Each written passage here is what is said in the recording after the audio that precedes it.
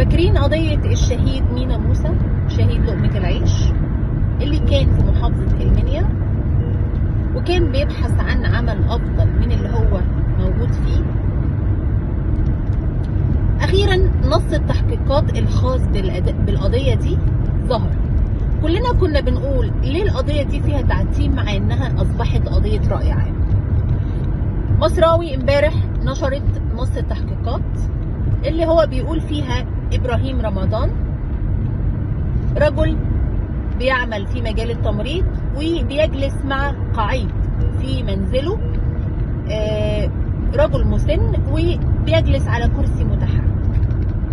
فإبراهيم في ذات الأيام قاعد وجاء ابن خالته يبات معاه. قال له أنا بمر بظروف صعبة ومحتاج فلوس. ابن خالته رد عليه قال له وحياتك مين سمعك، أنا كمان محتاج فلوس.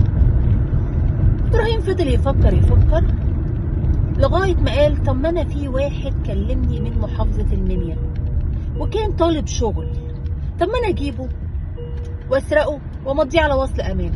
راح إبراهيم ما كدبش خبر، اتصل بالولد اللي اتصل بيه وهو صديق مينا.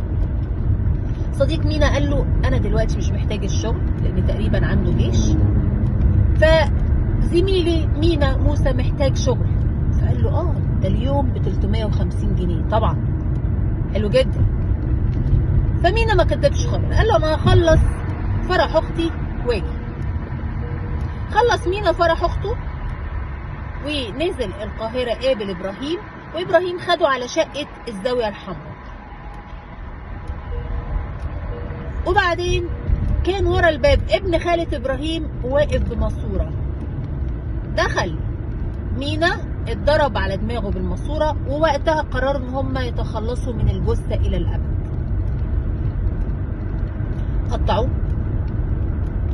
واحنا شفنا بقيه الحكايه اني وصلت اجزاء من جسمه وليس كلها الى الاسره. الى الان ما زالت التحقيقات مستمره والقضيه مؤجله ل 22 ديسمبر القادم. اعتقد لا يجوز فيها الا الاعدام.